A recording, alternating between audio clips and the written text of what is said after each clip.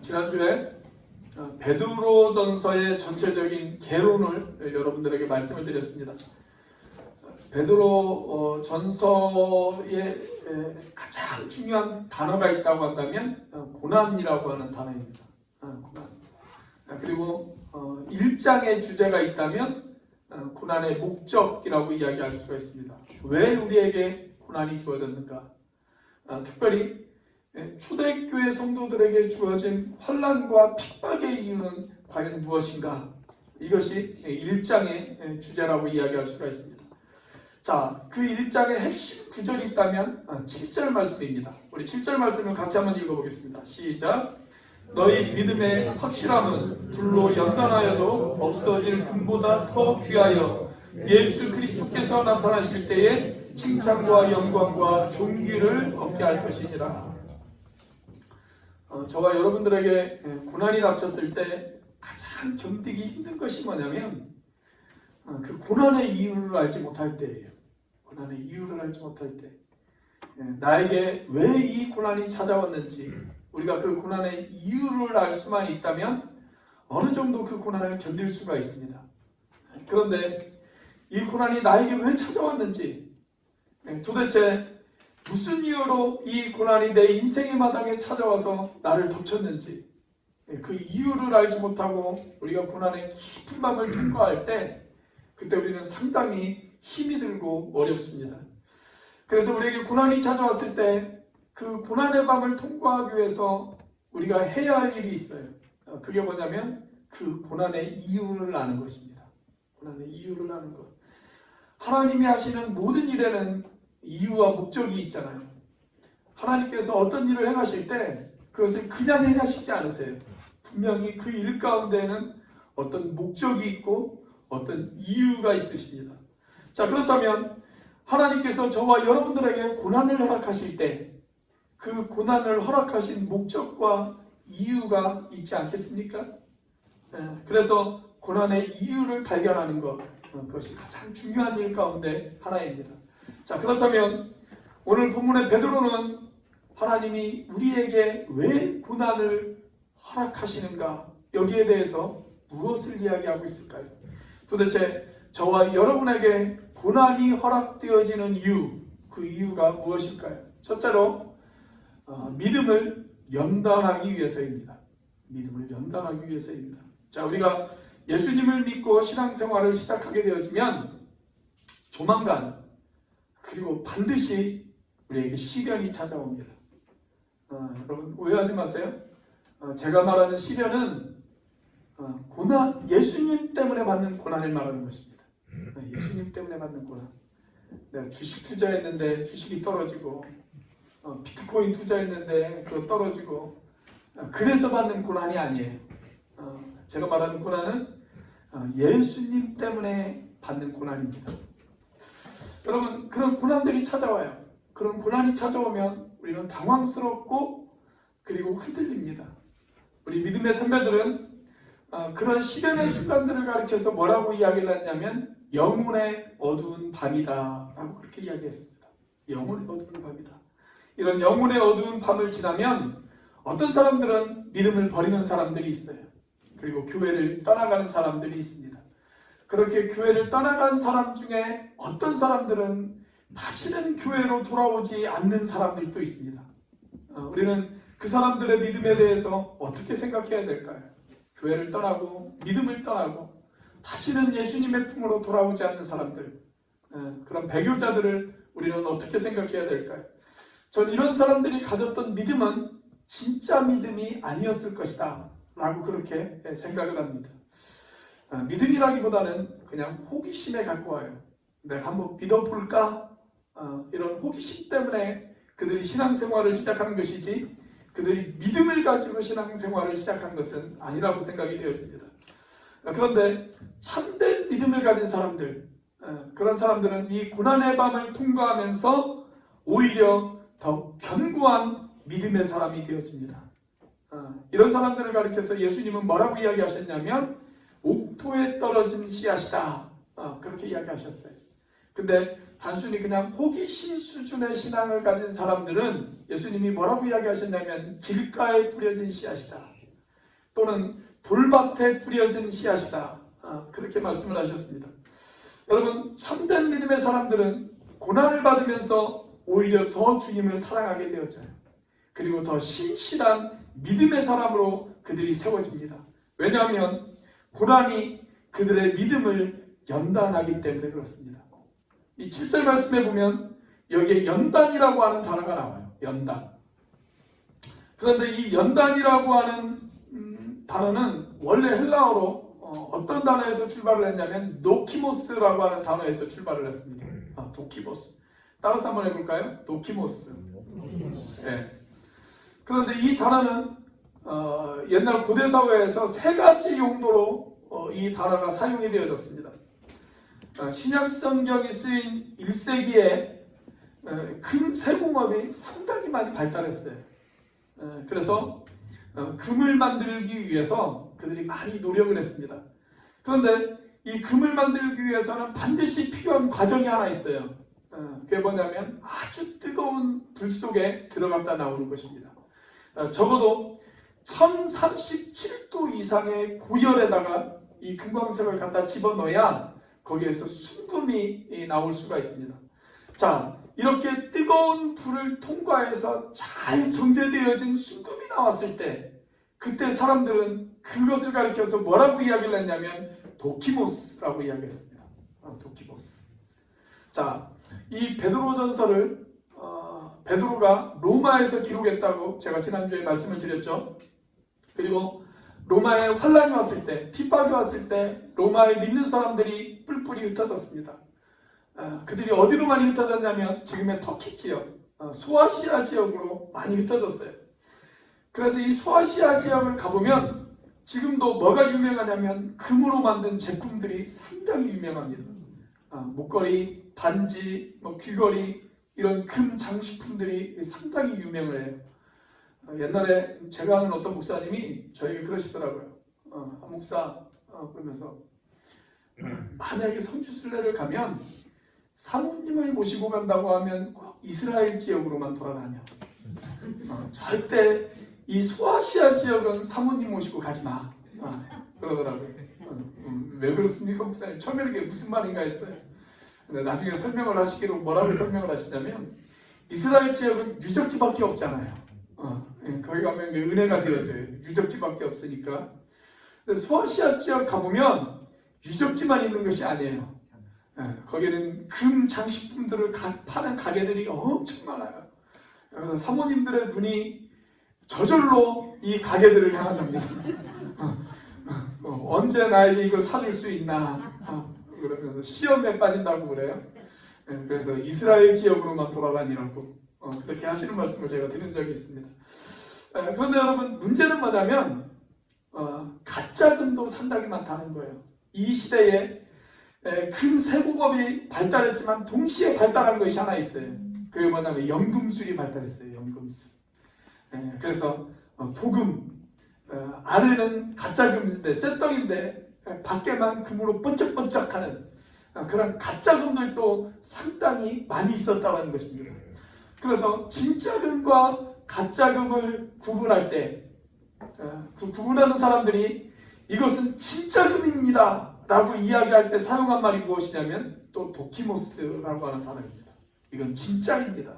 이건 진짜 금입니다. 불순물이 하나도 없는 잘 정제되어진 진짜 금입니다 라고 할 때 사용한 말이 도키모스라고 하는 말이에요. 자, 또 1세기 이 지역에 금 말고 또 유명한 것이 하나가 더 있어요. 그게 뭐냐면 도자기입니다. 도자기. 여러분, 도공들이 도자기를 만들 때 진흙을 잘 반죽하죠. 그리고 그것을 도자기 형태로 빚습니다. 그리고 이 도자기를 만들 때 반드시 통과해야 되는 과정, 무슨 과정이에요? 뜨거운 불 속에다가 집어넣는 과정이 필요해요. 그 뜨거운 불 속에 집어넣어서 잘 구워야 돼요. 그런데 그 과정에서 잘 빚어지지 못한 도자기들, 그 도자기들은 어떻게 되어질까요? 불 속을 통과하는 그 과정을 거치면서 깨지거나 아니면 흠이 나거나 그렇게 되어집니다. 그런데 잘 빚어진 그런 도자기, 그 불을 통과하고 나온 도자기, 그 도자기를 가리켜서 도공들이 뭐라고 이야기를 했냐면 도키모스라고 이야기했습니다. 이건 학교품이야. 바로 이 이야기예요. 학교품이야. 자, 종합해보면 여러분, 고난이라는 것, 그것은 저와 여러분들이 가지고 있는 그 신앙이 진짜인지 가짜인지를 감별해낼 수 있는 그런 감별기와 같은 것입니다. 하나님은 그런 목적으로 저와 여러분들에게 고난을 허락하신다는 사실입니다. 자, 6절 말씀이 그것을 증명해주고 있어요. 6절 말씀 같이 한번 읽어보겠습니다. 시작. 그러므로 너희가 이제 여러 가지 시험으로 말미암아 잠깐 근심하게 되지 않을 수 없으나 오히려 크게 기뻐하고. 자, 여기 보면 여러 가지 시험이 우리에게 찾아올 수 있다. 그렇게 이야기하고 있습니다. 목사님, 저는 신앙생활하면서 아직 그렇게 큰 시험을 많이 만나보지 않았는데요. 그렇게 말하시는 분들이 혹시 계십니까? 조금만 기다려보세요. 조금만 기다려보시면 여러분들에게도 틀림없이 시험이 찾아올 것입니다. 저는 되도록 여러분에게 시험이 없기를 위해서 기도합니다. 그런데 그럼에도 불구하고 시험은 피할 수 없습니다. 시험은 반드시 찾아옵니다. 그래서 내 인생에 어느 날 갑자기 나에게 시험이 찾아왔거든. 여러분, 그것을 너무 이상히 여기지 마십시오. 목사님, 내가 믿었는데, 내가 기도했는데 나에게 왜 이런 고난이 오고 나에게 왜 이런 힘들어지는 일들이 생기고 내 생활이 왜 이렇게 어려워집니까? 여러분, 그렇게 생각하지 마세요. 거기에는 목적이 있어요. 그것은 금보다 귀한 믿음으로 우리를 연단시키기 위한 그런 하나님의 목적이 있습니다. 그 목적 때문에 저와 여러분들에게 고난을 허락하신다는 사실을 믿으시기를 바랍니다. 자, 우리에게 왜 환난과 핍박이 찾아올까요? 두 번째로 사랑의 연합을 이루기 위해서입니다. 사랑의 연합을 이루기 위해서입니다. 자, 우리가 누군가를 위해서 고난을 받으면 내가 그 사람하고 더 친밀해지고 더 가까워지기 마련이에요. 지금은 우리가 여러 가지 부작용 때문에 그런 것들을 별로 안 하는데 한 10년, 20년 전만 하더라도 뭘 많이 했냐면 그 회사나 학교 같은 곳에서 해병대 캠프를 많이 떠났어요. 그렇게 해병대 캠프를 하다 보면 같이 고난을 겪다 보면 공동체 안에 뭐가 생깁니까? 연대감이 생겨요. 하나가 되어지는 어떤 끈끈한 그런 연대감이 생긴단 말이죠. 그 대표적인 경우가 우리 자매들이 애를 낳잖아요. 그죠? 고통 끝에 애를 낳아요. 그렇게 고생해가면서 배 아파서 낳은 그런 자식이기 때문에 형제들은 느끼지 못하는 자녀들을 향한 어떤 끈끈한 애정이 자매들에게 더 많이 있습니다. 그래서 여러분, 아버지의 사랑 그러면 그렇게 큰 느낌이 안 들지만 어머니의 사랑 그러면 마음 가운데 어떤 애잔한 느낌이 들지 않습니까? 그뿐만 아니라 우리가 이런 고난을 받으면서 동시에 우리는 우리를 위해서 고난을 당하신 그 예수님을 깊이 이해하게 되어집니다.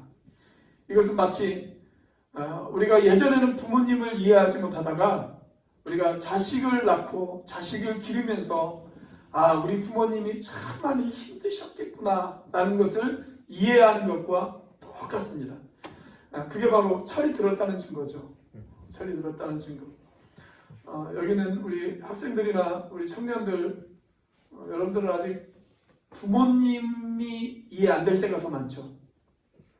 부모님을 이해하는 것보다 부모님이 이해 안 될 때가 더 많지 않습니까?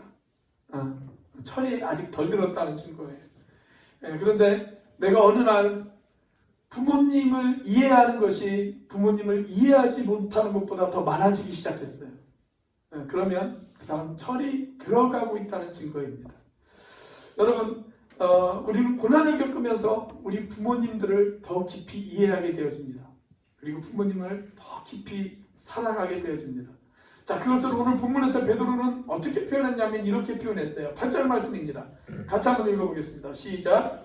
예수를 너희가 보지 못하였으나 사랑하는도다. 이제도 보지 못하나 믿고 말할 수 없는 영광스러운 즐거움으로 기뻐하니.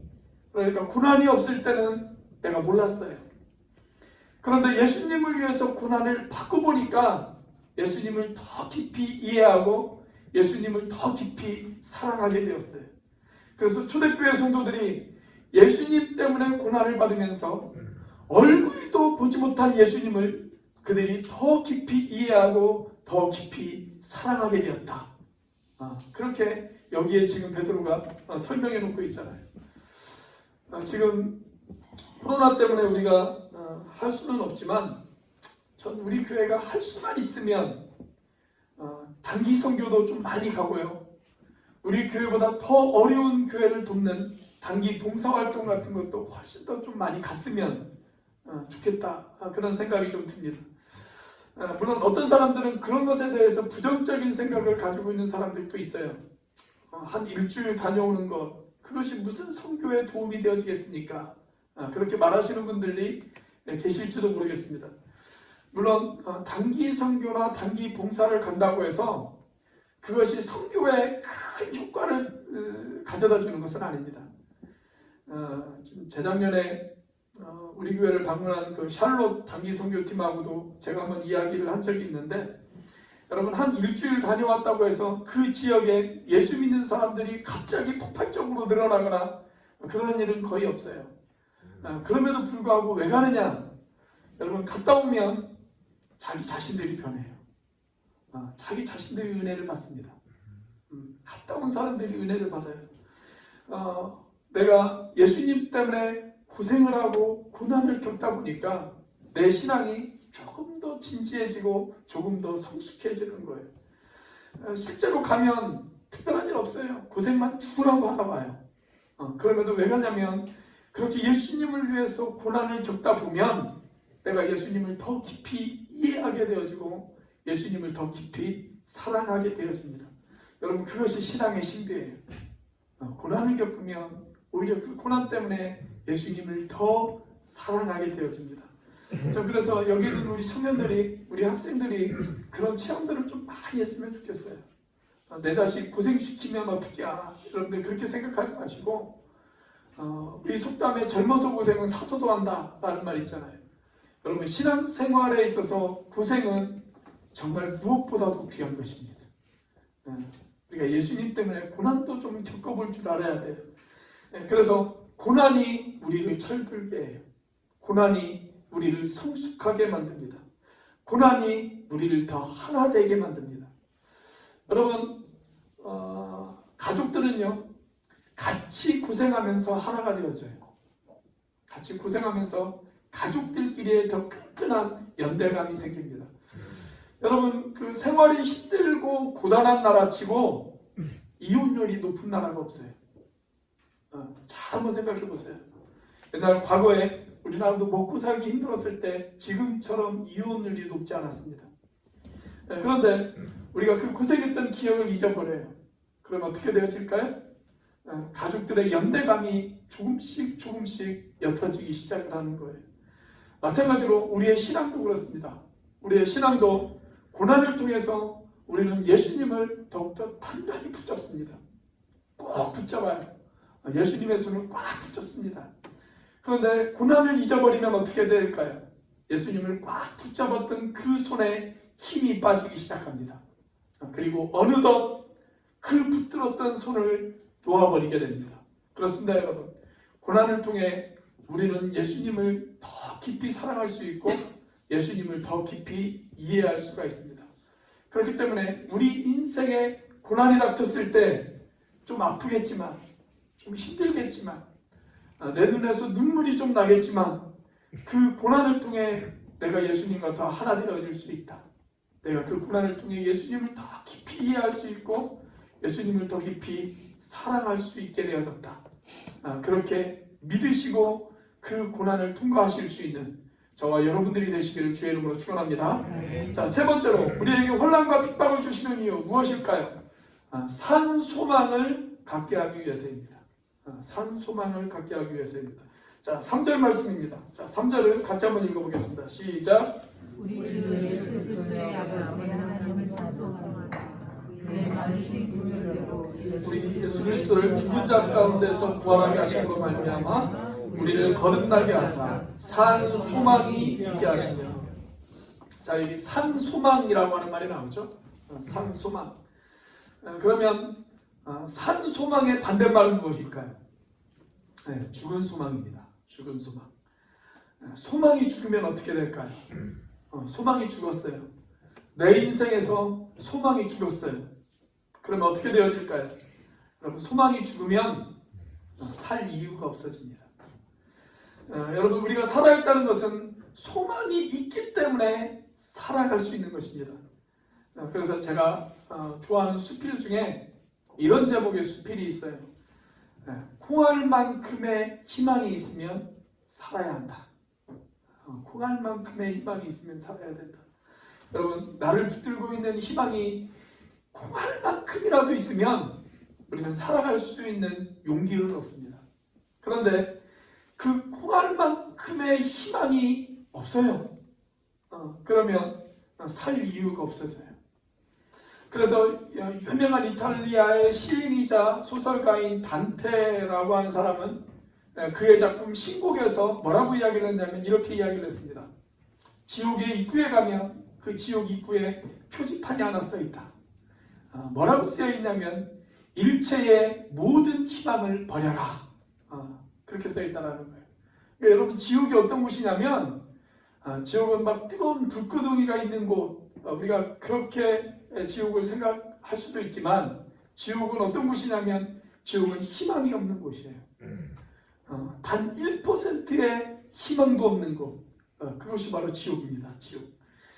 최근 우리 청년들이 그들이 살아가야 될 이 암울한 조국의 현실을 바라보면서 뭐라고 이야기를 하냐면 헬 지옥이다, 헬 조선이다, 그렇게 이야기했잖아요. 헬 조선. 헬이라고 하는 말이 지옥 아닙니까? 지옥. 그러니까 희망이 없는 곳, 더 이상 희망을 잃어버린 곳, 그곳이 어디냐면 그곳이 바로 지옥이에요. 지옥. 그런데 여기 베드로가 지금 뭐라고 이야기를 하고 있냐면 우리에게는 산 소망이 있다. 그렇게 이야기합니다. 산 소망이 있다.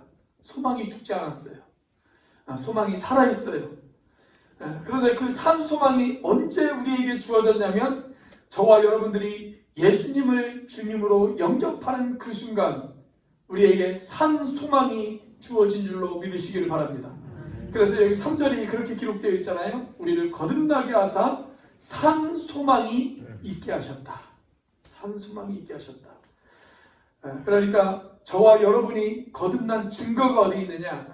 그 산 소망이 있으면 그 사람은 거듭난 사람이에요. 저는 지금 죽어도 하늘나라에 대한 소망이 있습니다. 제가 그것을 확실히 믿습니다. 그렇게 믿는 사람은 거듭난 사람입니다.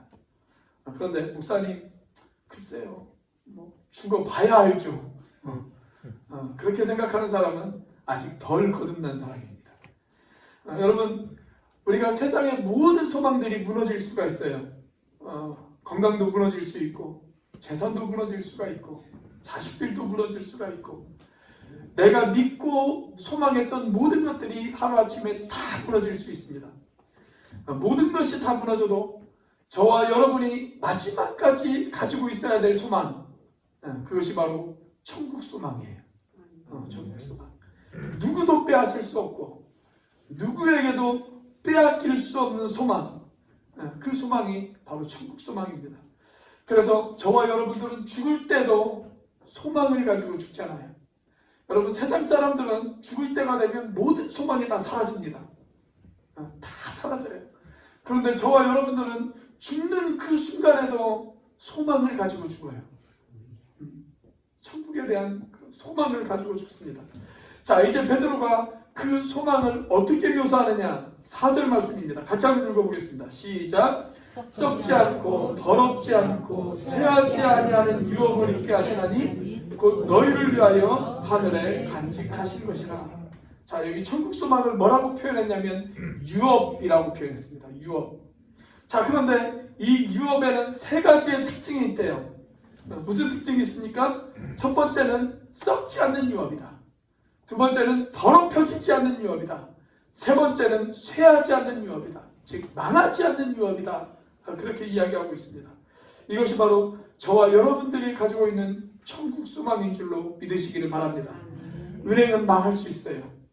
심지어는 지폐를 찍어내는 한국은행도 망할 수 있습니다. 아니 더 나아가서는 이 나라도 망할 수 있어요. 그런데 천국 소망은 썩지도 않고 더럽혀지지도 않고 망하지도 않는 것이다 라고 이렇게 베드로는 우리에게 이야기하고 있습니다. 왜 이 천국 소망이 썩지도 않고 더럽혀지지도 않고 망하지도 않을까요? 그 이유는 하나님께서 하나님의 능력으로 우리를 보호하시고 붙잡아 주시기 때문에 그렇습니다. 자, 그것이 바로 5절에 나와요. 자, 5절 말씀 같이 한번 읽어보겠습니다. 시작. 너희는 말세에 나타내기로 예비하신 구원을 얻기 위하여 믿음으로 말미암아 하나님의 능력으로 보호하심을 받았느니라.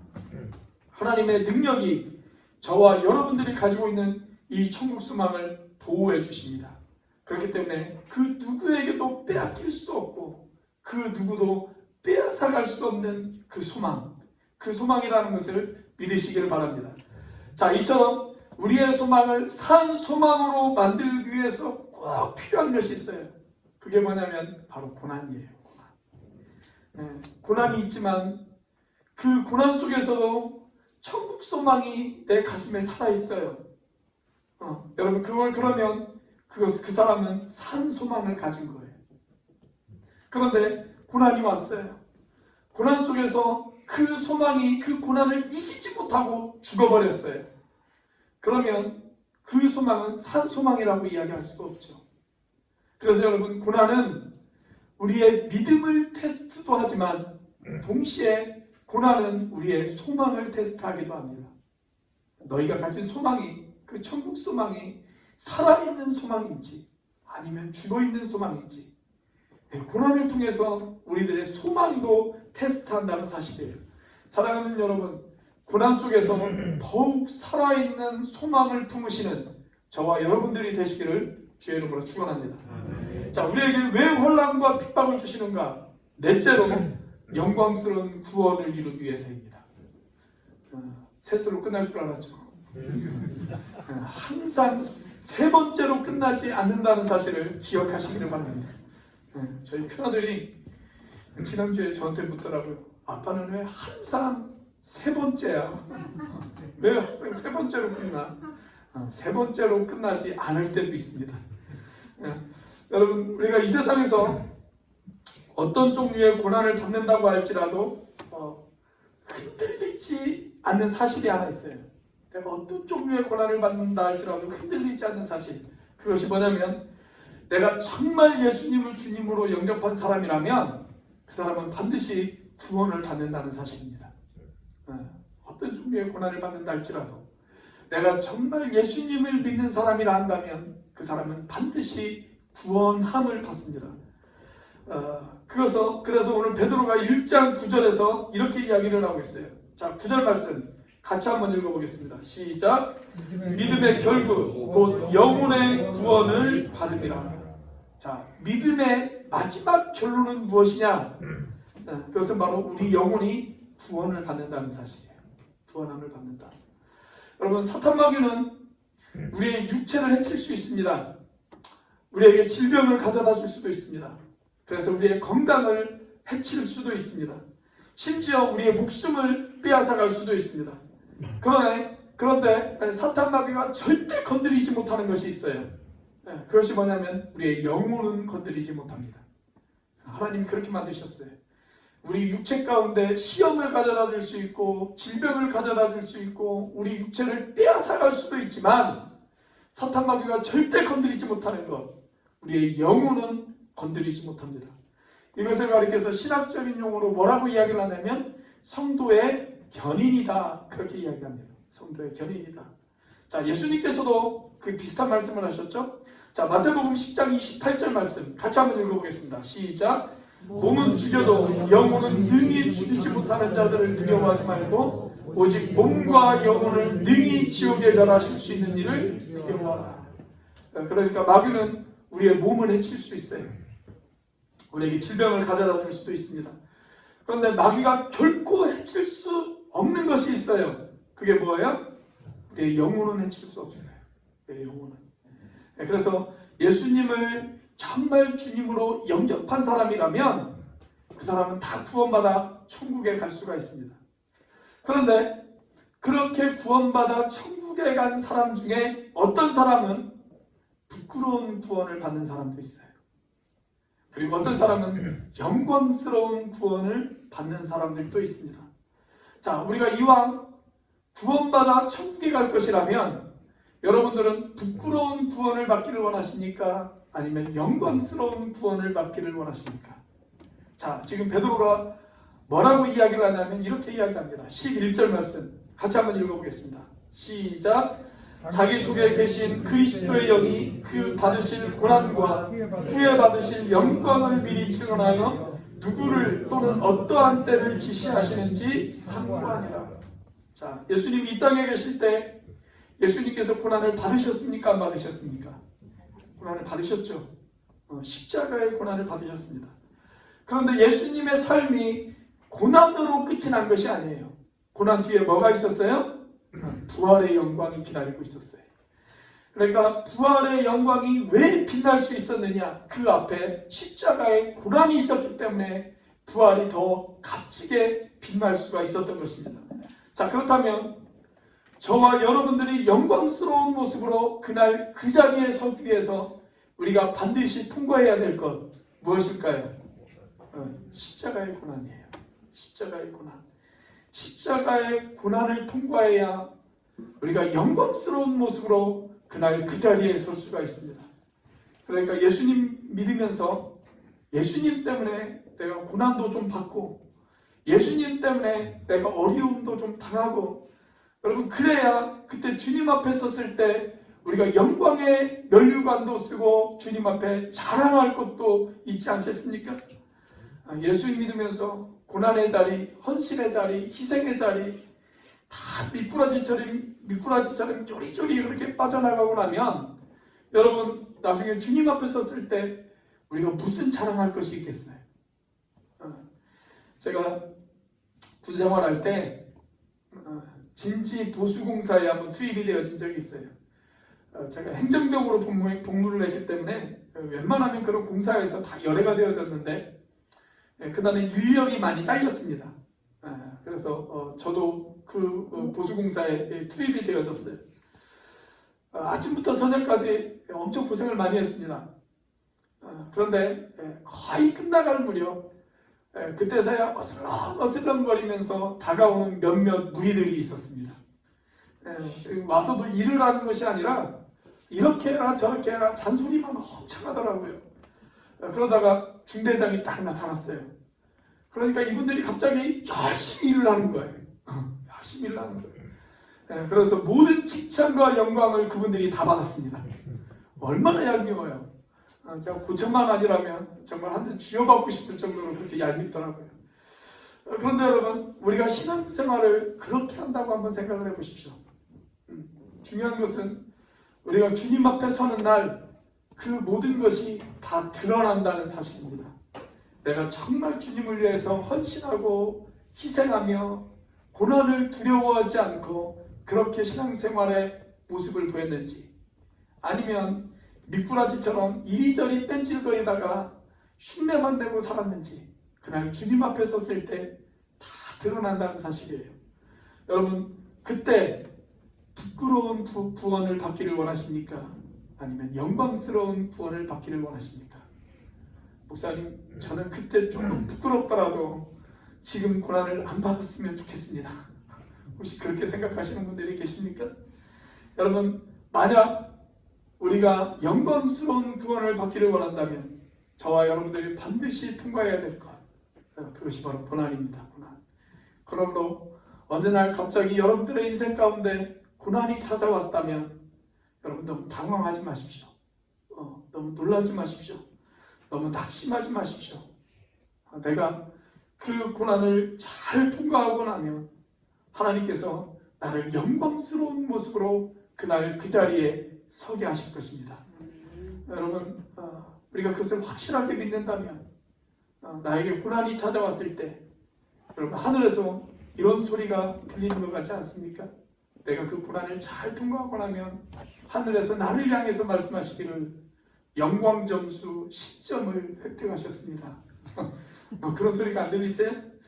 여러분 고난이 오면 내가 이 고난을 통해 내가 상급받을 자 영광받을 자로 내가 주님 앞에 서게 되어질 것이다.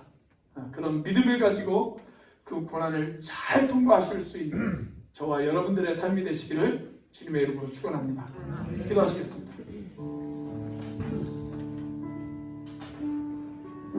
우리 시간 함께 기도하기를 원합니다. 주님, 오늘 또 고단한 인생길을 우리가 힘겹게 살아갑니다. 그러나 우리가 낙심하지 않는 것은 나에게 고난을 주신 이유를 알았기 때문에 그렇습니다. 나를 연단하시기 위해서, 주님과 더 깊은 사랑의 연합을 이루기 위해서, 나에게 산 소망을 갖게 하기 위해서, 그리고 영광스러운 구원을 이루기 위해서 하나님 나에게 이 고난을 허락하신 줄로 내가 믿습니다. 하나님, 주님이 이 고난을 허락하셨다면 이 고난을 이길 수 있는 힘도 주님께서 주실 줄로 믿습니다. 견디게 하시고 강하게 하시고 하나님 이길 수 있도록 도와주시옵소서. 우리 시간 함께 기도하도록 하겠습니다. 같이 한번 기도합니다. 하나님과 살아계시며 역사하시는 주님 감사합니다. 아버지 하나님, 이 시간 주님께서 함께 하시고 하나님 인도하여 주시옵소서. 아버지 하나님, 우리에게 고난의 순간들이 찾아온다면 아버지 하나님, 그 고난의 순간에 하나님 우리에게 아버지 하나님 이길 수 있는 힘도 하나님 우리에게 주셔서 아버지 하나님 이 고난의 시간 우리가 잘 견디며 버티며 하나님 이겨나갈 수 있도록 하나님 인도하여 주시옵소서. 아버지 하나님, 그래서 우리가 아버지 하나님 잘 연단되어질 수 있도록 하나님 도우시고 아버지 하나님은 주님과 더 깊은 사랑의 연합을 이룰 수 있도록 하나님 도와주시고 아버지 하나님 산 소망을 우리가 가질 수 있도록 도와주시고 이 고난을 통하여 우리가 영광스러운 구원을 이룰 수 있도록 하나님 인도하여 주시옵소서. 주님, 우리를 붙잡아 주시옵소서. 우리에게 힘 주시옵소서. 이길 수 있도록 도와주시옵소서. 버틸 수 있도록 도와주시옵소서. 하나님 역사하여 주시옵소서.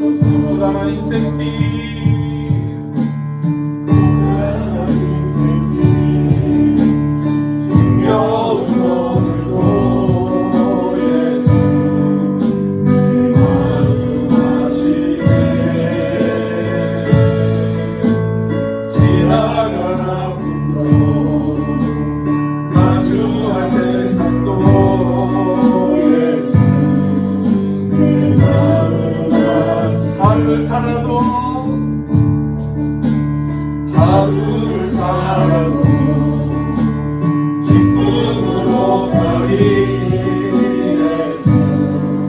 늘 함께 하시네. 후회도 염려도 온전히 맡기리 예수 늘 함께 하시네. 믿음의 눈 들어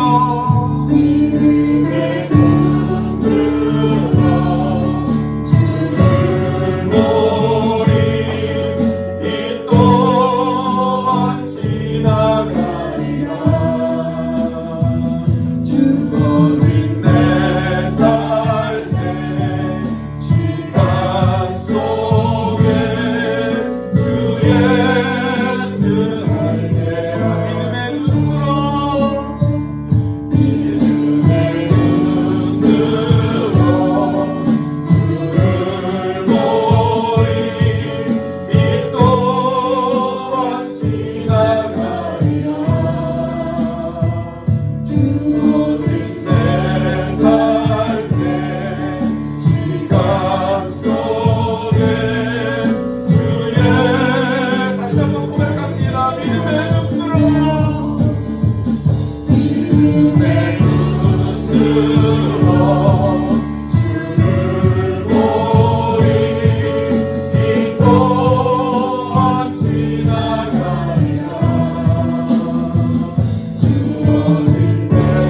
삶